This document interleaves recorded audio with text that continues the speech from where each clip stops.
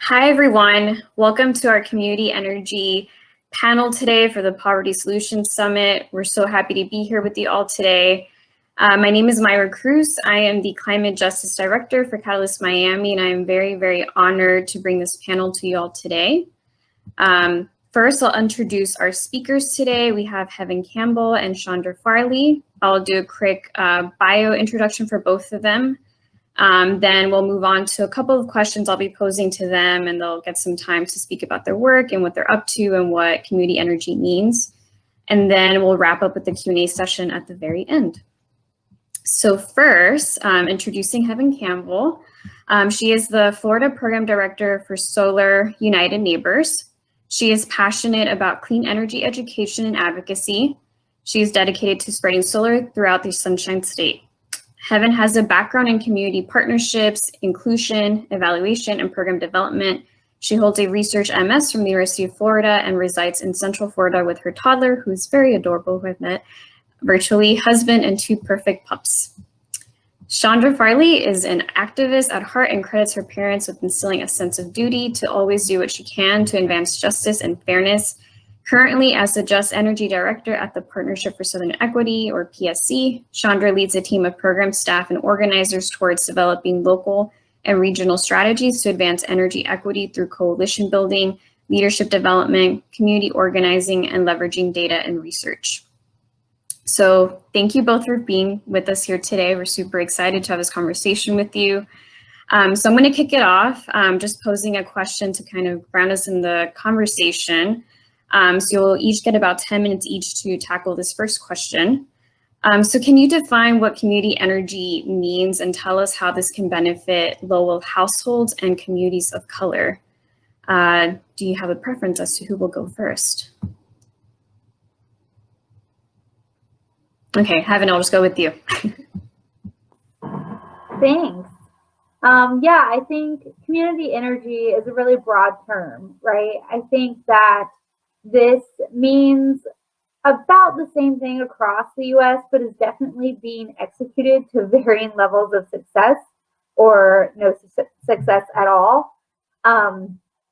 Just to start with the broadest explanation of community energy, it's energy that not only exists in the community, so not some faraway place, some large power plant, but exists in communities and more importantly, is owned by communities. And not only owned by communities, but there's local community input on what it looks like.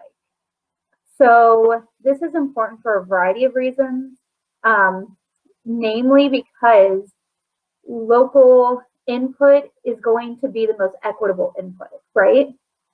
Very often, we know that communities of color are disproportionately affected by property and health disparities from pollution and from siting of dirty energy. So having that control directed back to the community would prevent a lot of this and be able to circumvent these outcomes that we've seen now.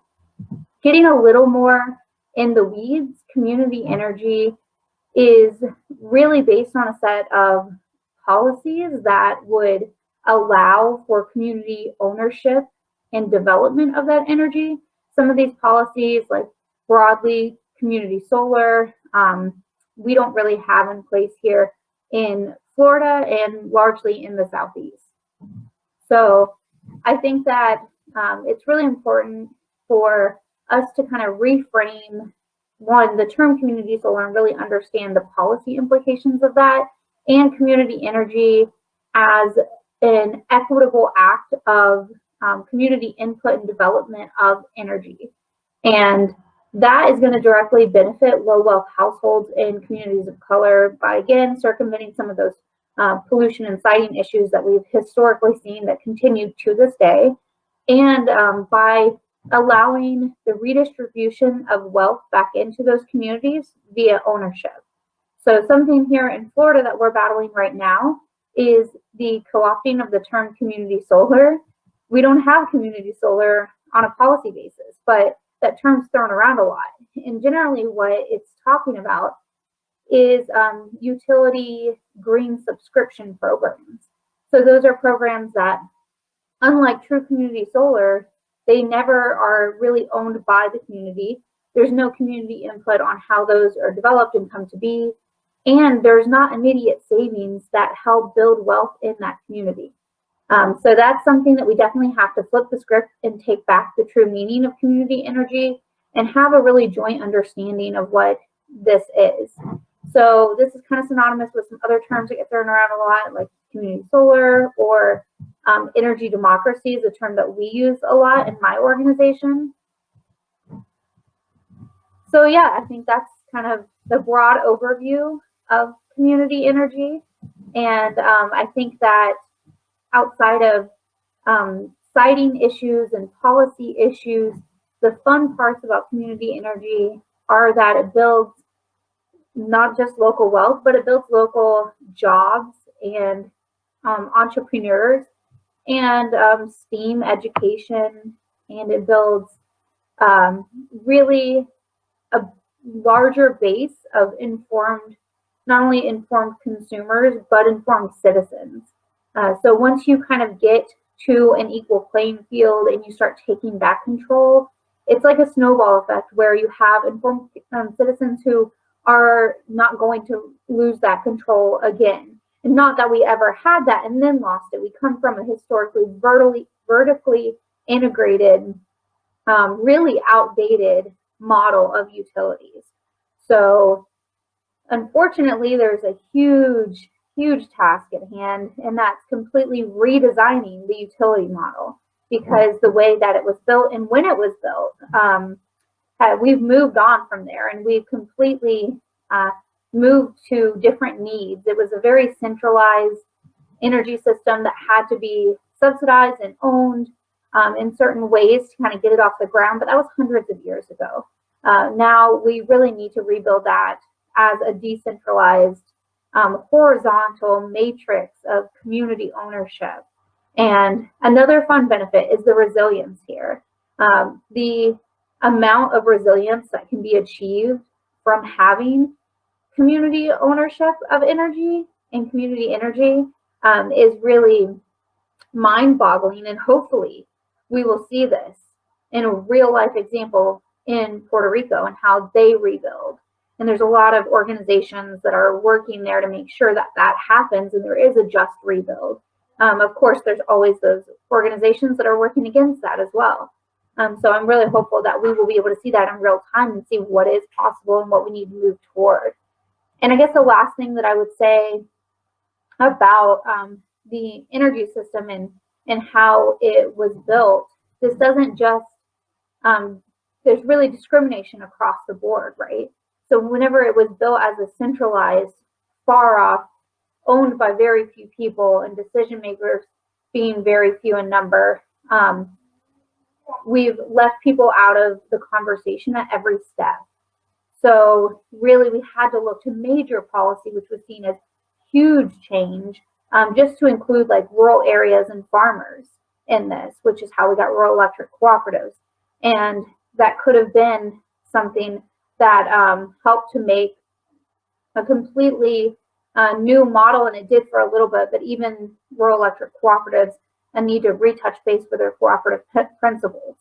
So yeah, I guess this has just been a long time coming, and it's going to take a little bit and a lot of effort and a lot of informed activists and advocates and a lot of education to redo it, but we definitely can. And it's going to be really exciting when we get to true community energy.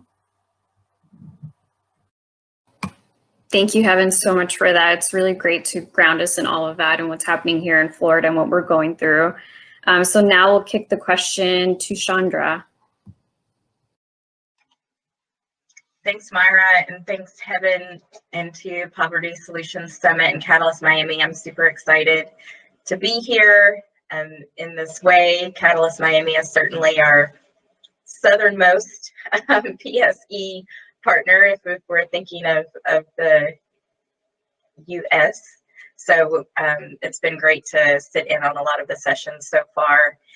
And this question of community energy really reminded me of Shalonda Baker's talk yesterday, and as I was thinking about this question of community energy, she said, this is like upending our idea of what is possible.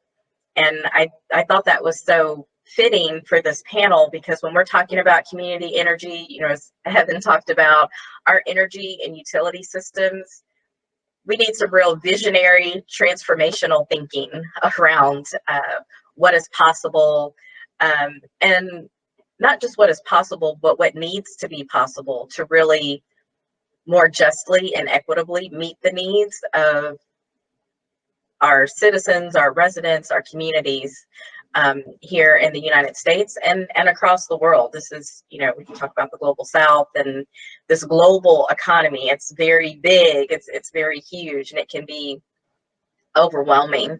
So another reason I like the idea of this term community energy is really how we do our work at Partnership for Southern Equity, is building power with communities, building partnerships with resident leaders, partnering with them to understand what the difference is between an investor-owned utility, an electric membership cooperative, a municipal utility, and what the various opportunities are to be community leaders within these community-based energy systems in very different ways.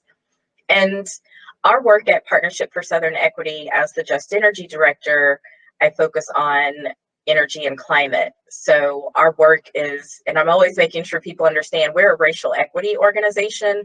We're not an environmental organization. So we work at the intersection of racial equity and these issue areas. And our work on just energy touches all of our other issue areas. So again, when we're talking about community energy, we're talking about equitable development and land use and planning. We're talking about economic inclusion and employment equity and the clean energy economy. And we're talking about health equity. I know there was a very good conversation about health equity last night. So a strong community energy system, I believe, has to be transformational in its thinking around the type of systems transformation that we need to meet the full range and the full ecosystem of needs in our community. And through that work, we focus on community organizing, leveraging data and research, coalition building, community leadership development, and authentic community engagement. And I like to always put authentic in front of community engagement, because we're not talking about like our planners and city meetings with their checkbox, you know, community engagement. We're talking about partnering with people and valuing communities' lived experience as expertise, just as much as I would value a technical partner or a policy professionals, because I believe that we all know the person closest to the problem is the person that is going to have the best solution.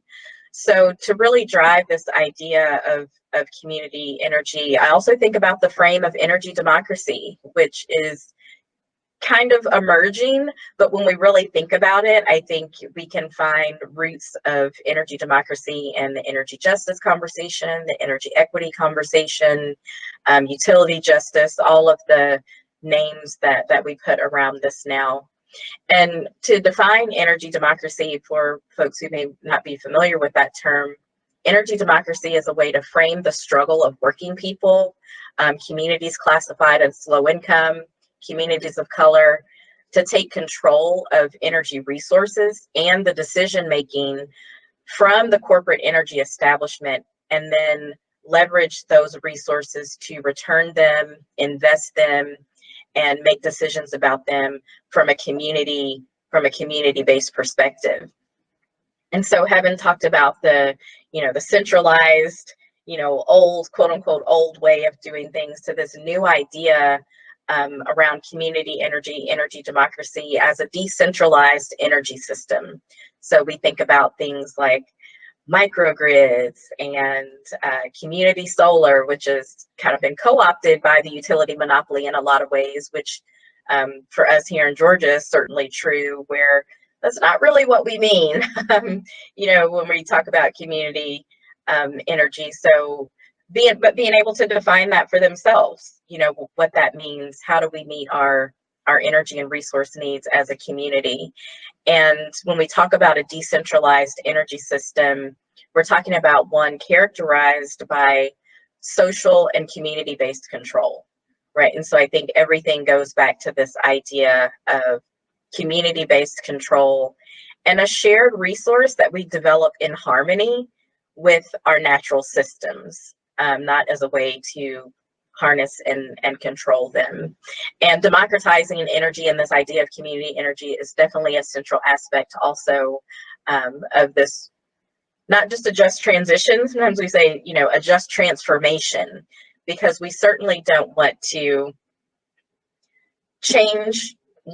replace fossil fuel based systems with renewable energy systems and then have the same inequities that we continue to be overburdened by, but then the energy is just clean, right? So we've really got to think about, what does it mean to make sure that a community energy and a renewable energy economy is grounded in racial, economic, and social justice.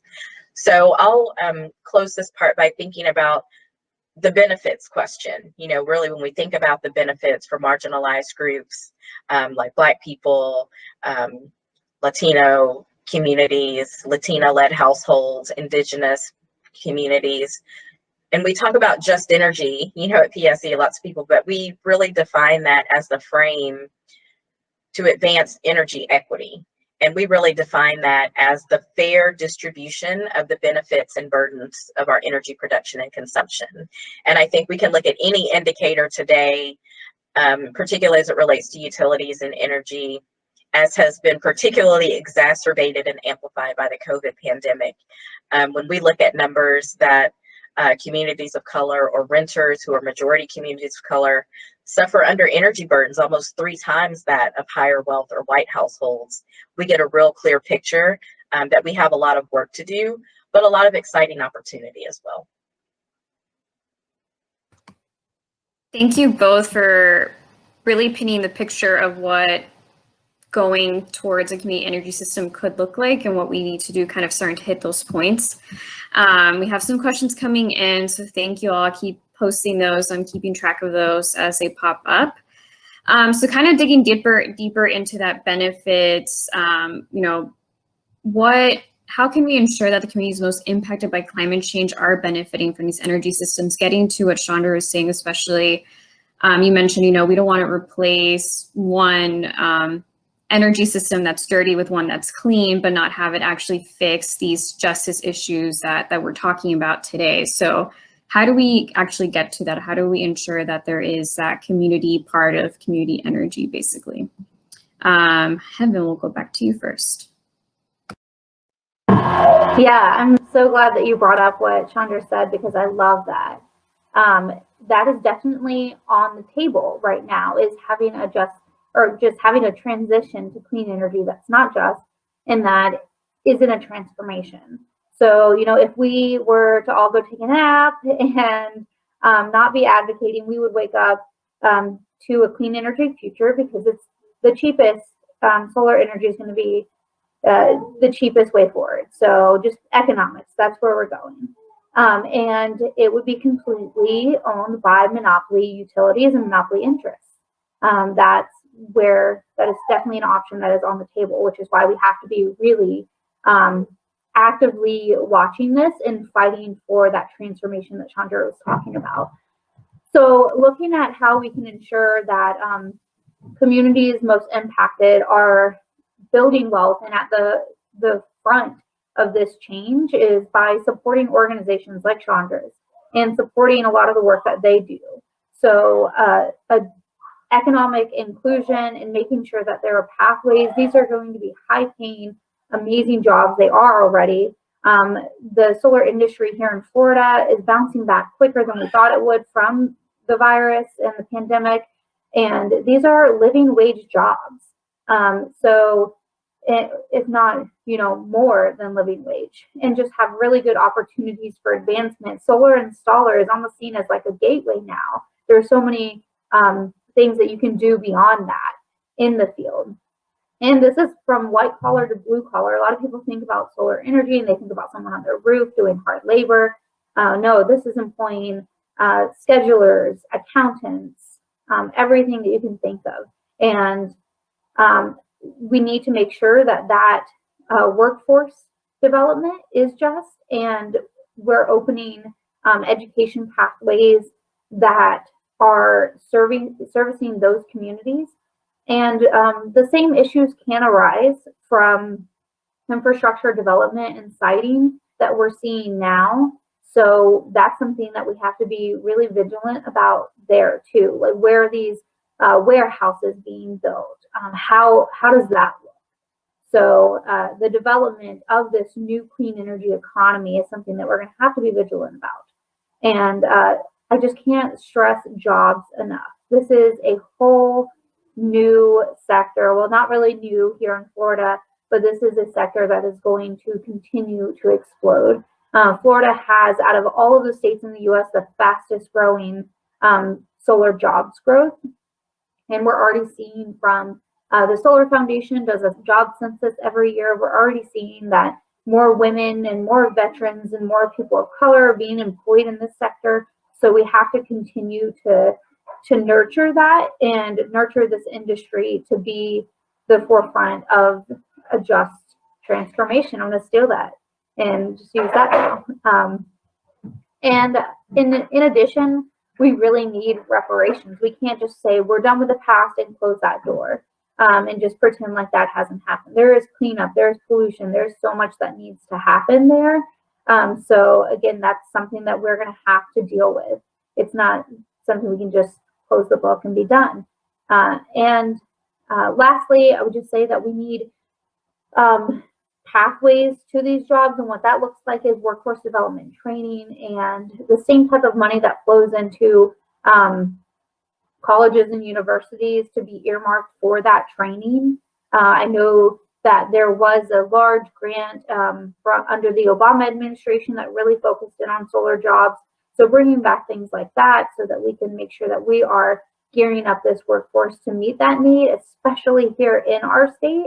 Right now, we have an overdependence on natural gas, and we are employing tons of people in other states to build that gas and extract that gas and get it into our state. I think the latest number I heard was $5 billion that we send out of state. So we just need to redirect that funding here into our state, the Sunshine State, and into sunshine. Such a good line. It's always a good reminder, like, we are the Sunshine State. Why aren't we utilizing solar panels? We should be leading on that.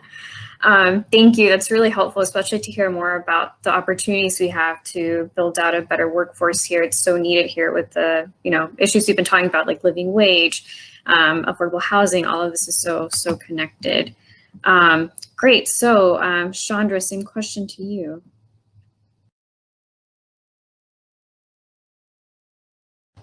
Can you unmute yourself, Chandra? Oops, yes.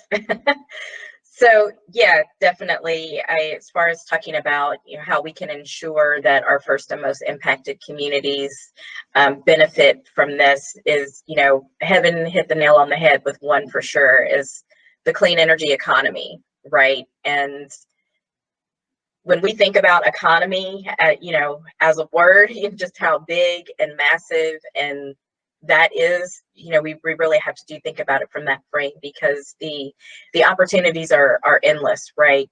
From the foundations of weatherization, and training around just those basics, right? And one of the things, even getting into this work, that I think is also important when we're trying to make connections for people, right? Like, we can't survive without air. We can't survive without water. We can't survive without electricity these days. But we really don't make the connections in our daily lives around how important that is. A lot of times the only interaction that people have with energy or utility is trying to pay their bill, right? And you're either paying it and sending it on and not thinking about it, or you need help, trying to pay it. So I think when we talk about that, we've got to reset our relationship with energy and utility, first of all. And a lot of our work at PSE is about, yes, policy is critical, but who is creating that policy? And so that is why when we're focusing on community organizing, community leadership development, we have a program called the Just Energy Academy, like Catalyst Miami's CLEAR program. It's a 7-month leadership development program focused on what is in Energy 101, Energy Policy 101. What's the difference between an EMC and an IOU, and why should it matter? And just that education, because we all need a spark, right? We all need something that is going to connect with us. And when we talk to our other partners that do organizing and things like that, and people come in and we're changing ideas, education, education, education. You know, we have got to have a groundswell shift in support and accountability from the people to get in front of the Public Service Commission. You know, we're all doing that work. Partnership for Southern Equity, our integrated resource plan process happens every 3 years, right? So when we were getting started, it was just a matter of creating a one-pager to say, hey, here's what this thing is, here's what an IRP is, here's why it's important. Hey, did you know Georgia has elected public service commissioners, and their office is downtown across the street from City Hall, and you should go down there and they should know who you are. You know, just really those light things to get people engaged. And particularly when we are talking about how to make sure that this transformation is equitable and just. One of the favorite things that our founder and chief equity officer says of mine is that equity is a way, right? It's not a what. Everybody loves equity. Everybody loves to talk about equity. It's very nice. It's a very lovely word. But when we get down to really what we are talking about, we're talking about shifting the way that we do everything. And I think that's also something important that the Just Transition framework lifts up, is that it's a principle, a process, and a practice. And thanks also, Heaven, for mentioning reparations. And there's a whole sector of work around climate reparations, which is specifically focused on making sure that people who are first and most impacted by our changing climate and the impacts of that are positioned to lead and to be out front.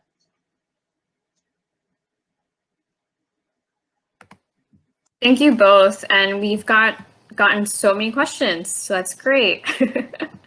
So let me take a look. I've been keeping track of all of them. So someone asked if we have examples of the type of community engagement that you were both talking about with respect to energy. I know you kind of were touching upon this with like the Just Energy Academy, Chandra, but I know for Solar United Neighbors also does a lot of that work too.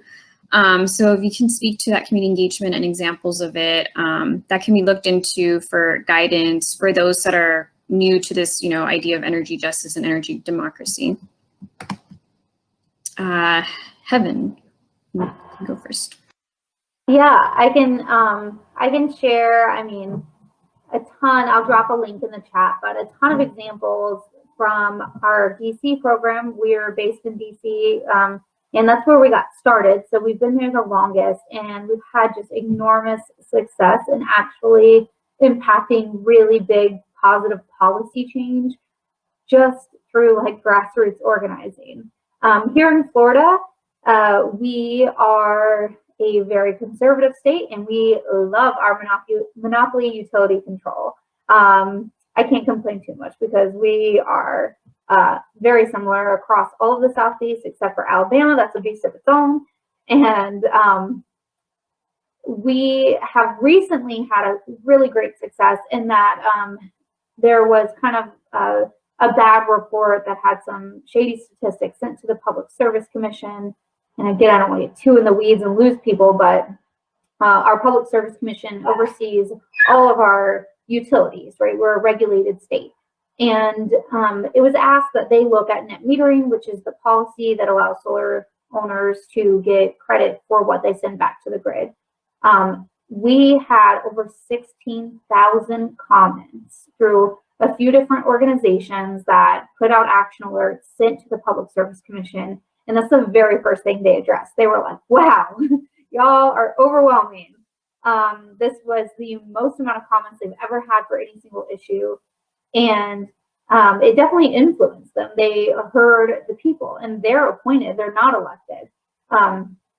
So I think that it may sound like a daunting task, but we're all in this together. Really, the way to do this is grassroots organizing, and is to raise your voice and kind of demand and check our leadership, right? Demand climate action and adjust transformation, and make sure and hold leaders accountable to that, right?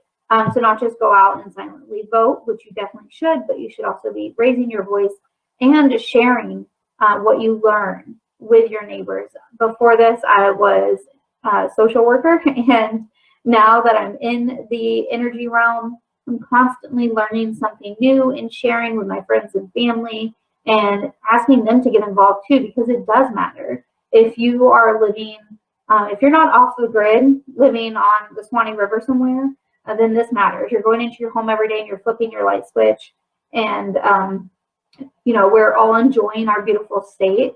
So this definitely matters. Thank you, Heaven. Yeah, that's such a great example of community engagement and actually really making impact. And hopefully we'll keep that going with all the fights we have going on in Florida this year. Chandra, anything you want to add or expand more on the Just Energy Academy? Yeah, absolutely. You know, ditto grassroots organizing, you know, and again, education, education, education, you know, making people aware is so important. It was, I think everybody, you know, is kind of thanking Georgia for the election of the two senators and calling Georgia blue, but Georgia's still pretty red. You know, we're excited about our Democratic senators off in Washington, D.C., but at the state level, our Public Service Commission is all Republicans, you know, forever. And we had a third race on the ballot in that January 5th runoff, and it was a seat for the Public Service Commission. It would have been the first time in 20 years that we could have had a Democrat in statewide elected office, and didn't go the way, you know, that we wanted to, but we focused, we don't do GOTV work, you know, we're strictly education, but the timing of that was so interesting because the utility shutoffs and COVID was hitting right around the time that we were beginning to start voter education. So in Georgia and in partnership with, we kind of loosely call ourselves the No Shutoffs Coalition, we had begun to call for utilities to pass a moratorium on water, power, and broadband shutoffs. And Georgia started out voluntarily, but I think was not only one of the first states to open, but also one of the first states to lift its moratorium in the hottest month of the year ever on record in July. It's already hot in Georgia. And so we picked up on that effort as an opportunity to pick up some voter education around the Public Service Commission, specifically focus on the Public Service Commission. And I'll drop the link in the chat, but we called it We the Plug though. And it's supported by PSE, but our organizers at PSE and with our other coalition partners focus specifically on what the Public Service Commission is, why it's important, and linking that in that moment to everything that was happening that had been brought on by COVID, all the shutoffs and people losing access to water and electricity, the very things that they were telling us were important to survive, and taking that away from people. So I think, you know, when we talk about education, we talk about grassroots organizing and the ability to harness those movement moments, you know, what we kind of consider movement moments. We saw the same thing with the uprisings through Black Lives Matter, you know, over the summer, and how people jumped on, you know, to make all kinds of commitments they'd never made before. So we continue to push for those kinds of things in the energy and utility space. And find your justice home, I think, is something that I have also learned from an elder. You know, having talked about getting involved with Solar United Neighbors, you know, getting involved with Catalyst Miami. There are groups out here that need people. Like, we're tired, y'all. Like, we need people to come in and help us do some of this work, like hand out flyers, speak at your church or community event. So just finding that place to plug in and get involved is critical. I love that. Yeah, we could all use so much more help with fighting these fights. Definitely welcome you all to join us. And I think just to kind of pull a takeaway from what you both were saying, you both have mentioned the Public Service Commission, both for Florida and for Georgia, multiple times now. So this is a reminder to everyone who's listening to us. If you don't know what the Public Service Commission is, if you've never bothered to look that up or to Google who they are, what they do, go do that after this panel and start to kind of dig into that, because education really is big. A lot of people don't recognize how much power they have over our energy system. Chandra, there's a specific question for you. When you were talking, I think earlier about PSC and like the intersectionality of it, someone asked if you also look into the intersections of gender identities with the work that you do. So that is a great question, and we get asked that question a lot, being Partnership for Southern Equity. And I think our partnerships in this space are important, particularly, and this is something that I think is emerging for me and that I'm learning more about. And so I am currently co-chair of the HIGH Fund for Gender and Climate Justice, and we are specifically looking at that. To be very forward about also the intersection of gender or non-gender conforming, you know, what are those impacts? Because we know that has, just like race, just like income, just like zip code, gender or how folks define their gender preferences is critical to this fight. So that is a space I'm definitely looking to grow in. I always thought it was good and interesting when you look at, particularly in the global context, protecting women and girls is critical. It was referenced as, if folks have heard of Project Drawdown, that was one of the strategies to draw down carbon out of our atmosphere, was protecting and supporting women and girls. So I think that's a really critical space. I am certainly learning so much about people who are specifically focused on that intersection, and thankful to be able to learn more about that. Thank you. And Heaven, I don't know if you wanted to add anything to that. Cool, no problem. We'll keep it going. We have so many more questions to go through, so I'm just picking some out here. This is an interesting one.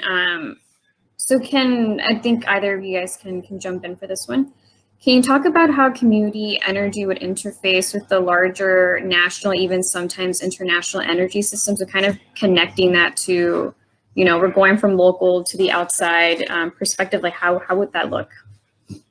And either you can jump in first. Yeah, I think that, well, the first thing that comes to mind is supporting the community infrastructure is going to bring local jobs, right? And it's going to encourage industries that we maybe don't currently have to set up shop and work here. So what we're seeing in Florida is, with the growth of solar, we now have a distributor located in Jacksonville. And I know, I'll let you speak to it, Chandra, but I know that there's a couple great distribution factories in Georgia too, in really rural areas. So we have a distributor of solar in Jacksonville, and then we also have a panel manufacturer in South Florida. So that is, and those can, you know, be shipped anywhere. So that is setting up local jobs and local production. So also just GDP too, right? Supporting that. And I think that it can help make those jobs in that supply chain more equitable in that we're not seeing some of the issues that we know can happen in maybe other countries where they're not paying a living wage for line workers, supply chain line workers. So I think that's one big thing that I would point out. Yeah, I agree. I was also trying to remember that saying, what is, the local is global, and or glocal, they refer to it as sometimes. I think it's like climate change, right? Like I think it is critically important to pull these things down to the local level to, again, help with that education and help with that awareness building and engagement, because these are huge global, crazy, large systems. And the point around, well, where is this happening in my community, right? So we too, have in Georgia, solar panel manufacturers, battery storage, right? Because now we're talking about, with all the solar, coming on, like, what do we do with it? From a resilience perspective, how we're able to leverage solar and storage to also shore us up in the face of those climate disasters. So all of those things, where can you find a solar system in your neighborhood? Atlanta has a program where it has, well, they own them, so it's not really a partnership, but with our fire stations and our recreation centers. And the city rolled out a program to put solar on fire stations and on all of our city-owned recreation centers. And when we could meet in person, we actually hosted our Just Energy Academy at our Martin Luther King Recreation Center in the city of Atlanta. And it was important to us to find a location that was right next to transit. And this building was built new, all green bling out, and a solar installation, but on the roof, right, of this 2-story building. And so we set up a table and we're asking people, and they were like, well, I've never seen it before, and so trying to pair those things when you find them, because I think we will begin to realize these new systems are around us all the time. In Georgia and maybe some other states, we actually have, in my former organization, South-Based Energy Institute, actually created a Georgia solar energy map. And so people could go onto this map and see where all of the solar installations were, across the state. And it was really interesting. Sometimes even me just driving down various interstates, I was like, oh, I'm coming up closer on one, right? I drove across Texas over the New Year's break and saw my first wind farm, and it just makes such a difference when you've got something you can kind of see and touch. So I think seeking those things out, and that's a great reason to call your public service commissioners to ask them where those things are, because you want to know where they are. So. That's a good segue. There was a PSC question, so I'll pull that one out now. So someone asked, if PSC members are appointed, then what leverage do community members have to sway them our way? And Heaven, you looked really excited to answer. Or maybe not, I don't know, but I'll throw it to you first. Well, I'm jealous because Chandra said that theirs are elected.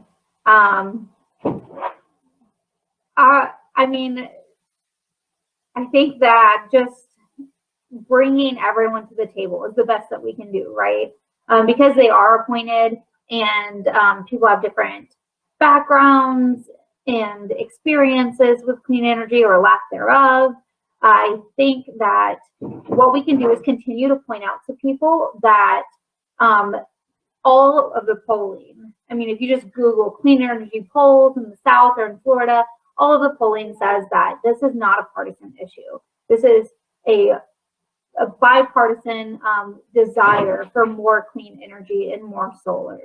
So that is something that we can leverage. And there are a ton of conservative, there are groups from every nook and cranny, religious organizations, Republicans, everything you can think of, industry associations that support clean energy and making a more resilient updated grid. So what we can do is just educate people about the benefits, and sorry if you hear my puppy, educate people about the benefits of clean energy, and that this is really, it's not a partisan issue.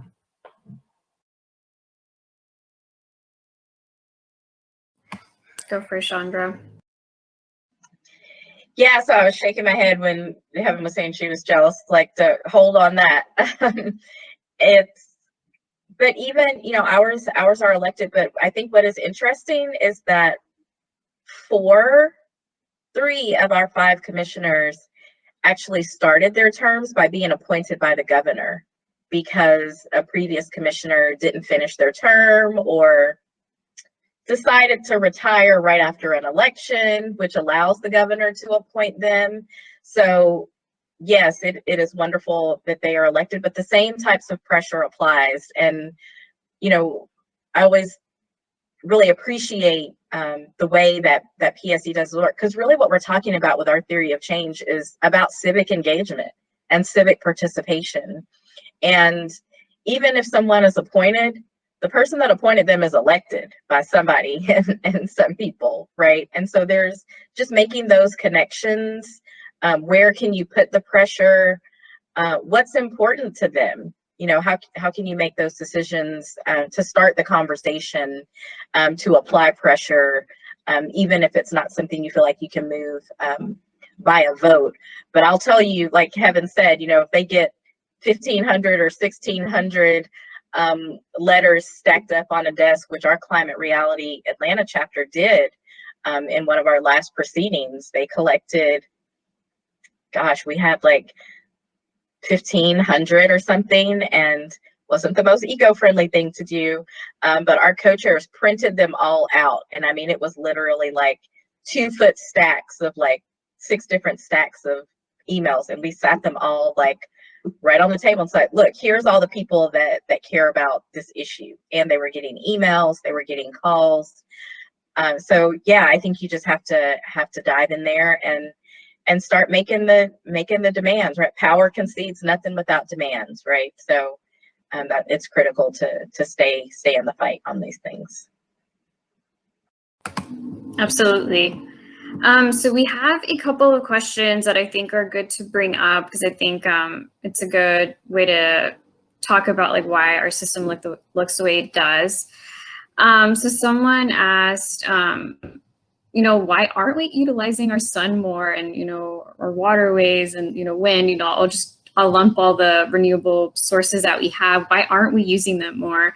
And I'll throw this first to Heaven, just because you can speak more to like the Florida context, like why aren't we doing that? And then Chandra, you can add in after.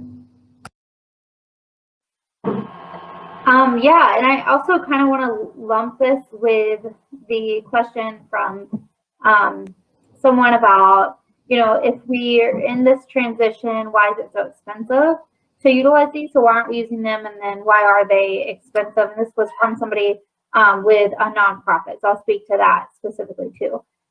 We are starting to use them more. I mean, you may be driving down an interstate and see a huge solar farm. As I was mentioning before, very recently some data came out that building new solar farms is cheaper than maintaining existing infrastructure like coal plants, and definitely cheaper than building new natural gas facilities. So we are going to see more and more of this and be utilizing this more because the cost has come down so much, and it just makes sense.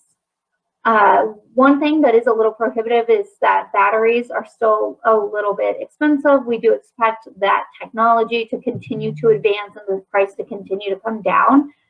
I think one of the reasons that we still see some dirty energies being used and built is because that's where money's made. So a lot of people don't know how utilities make their money. It is not from our monthly paycheck going to them.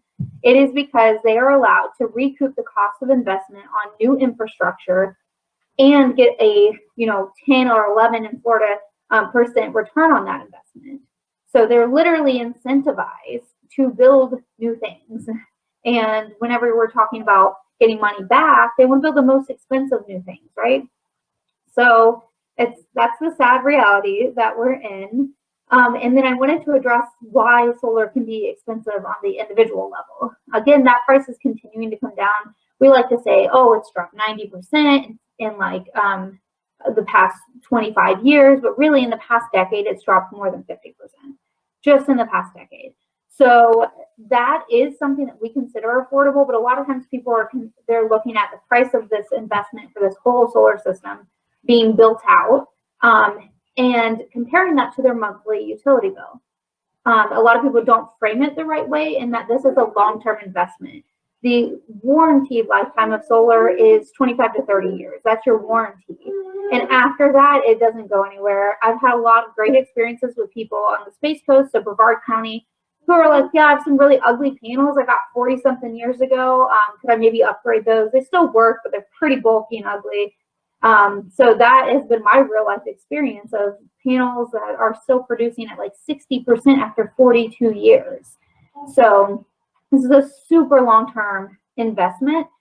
And you need to be thinking about what would be your price of utility. And it's about a 2% average increase over that same amount of time.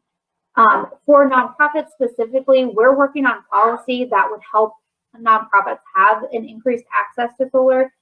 Florida is one of 4 states that expressly prohibits power purchase agreements, or I think they're called SEPAs in Georgia.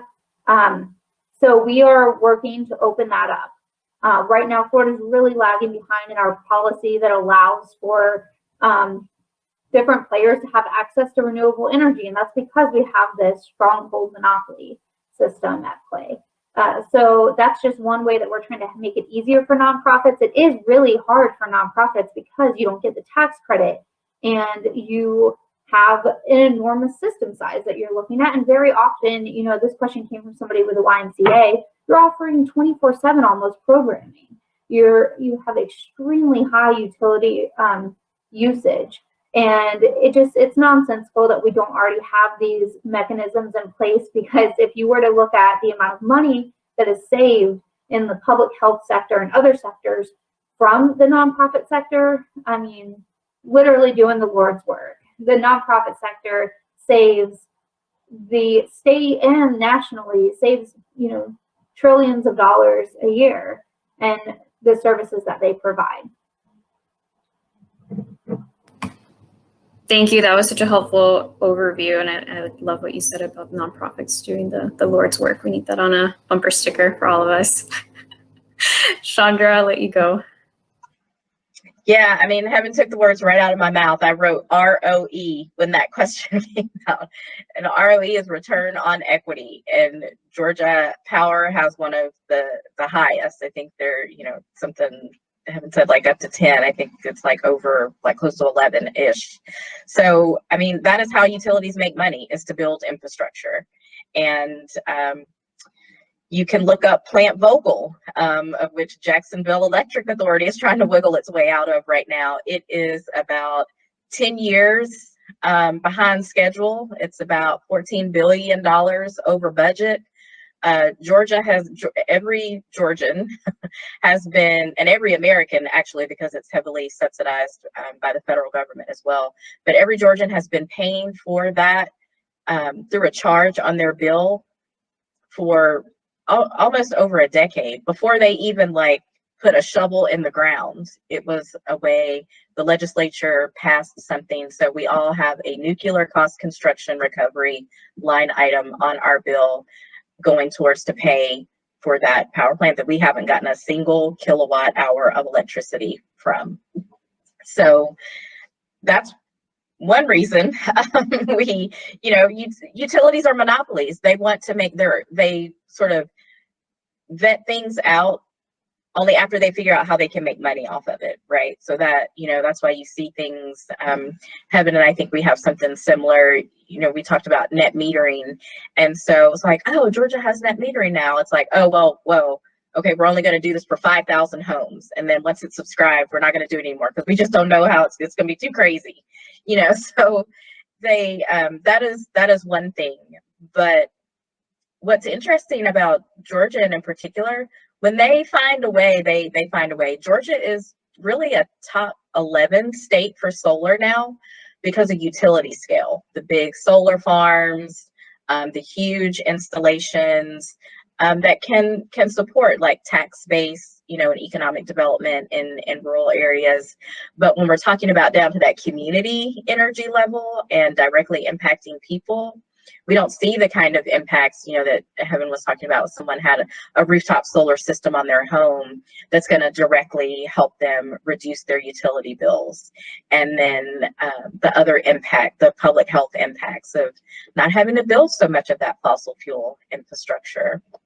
So, you know, it's all going to come back to demanding, you know, and holding people accountable to not just to what we want, but what our communities really need to be fully whole and healthy. Absolutely. And I just want for our audience, could one of you just quickly define what net metering is and why they should know about it? It's a policy, it's a billing method that gives you credit for any energy that you produce and you share back with the grid. And it's sometimes framed in a negative way that this is, you know, you're paying for somebody to produce energy, the utility has to pay for that, but it's actually much more equitable than you would typically get from the utility, because it doesn't have to travel as far. Electricity is opportunistic and it'll just go, it's clean, fresh energy going right to your neighbor's home. So you don't have line losses, and I won't get too in depth, but yeah. And I just wanted to bring us back to what Chandra was just saying about community energy, just all the way full circle. Just if you take anything out of the session, definitely remember that community energy piece. And for me, it's really strongly about jobs and that economic opportunity to build on the community level in an equitable way. And utility solar farms are great. I mean, big, more solar, that's great. But when it comes to jobs, they produce about, I think it's around 1/20th of the jobs of distributed clean energy. Thank you. So we have a couple of minutes left. So I will just give you both maybe like a minute or less to kind of just provide any last minute thoughts, any key takeaways, just any nuggets of wisdom you'd like our participants to walk away with. Heaven, since you just spoke, I'll go with Chandra first.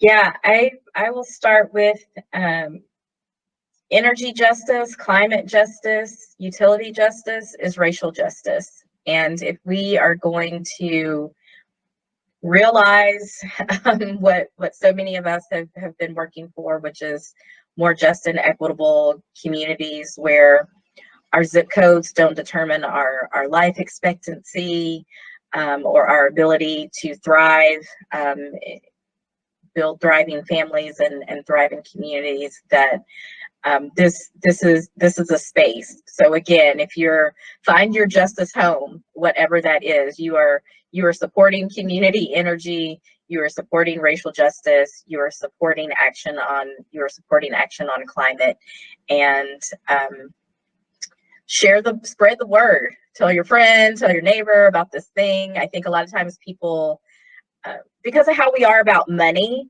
you know, sometimes we don't really like talk about our bill, but like talk to your neighbor, like, hey man, you know, if your houses are about the same, like just start having that conversation. I mean, that's a really good entry point way to start a conversation about this really important issue that has major opportunities for community, but far-reaching global economy impacts as well. Thank you, Chandra. Heaven, any closing thoughts?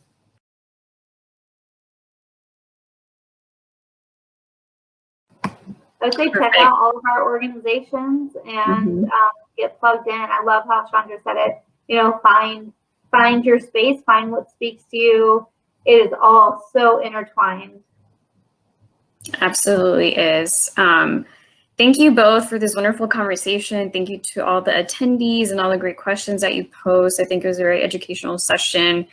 And just want to remind you all that tomorrow, if you want to dig even more into what community control initiatives can look like, what are the opportunities, we do have a session tomorrow at 1 p.m. So please check that out and know that we have a session coming up in investing in Black futures, which is also very related to his work. So thank you both. Thank you to attendees, and we'll see you again soon. Thanks so much, Mayra. Thanks.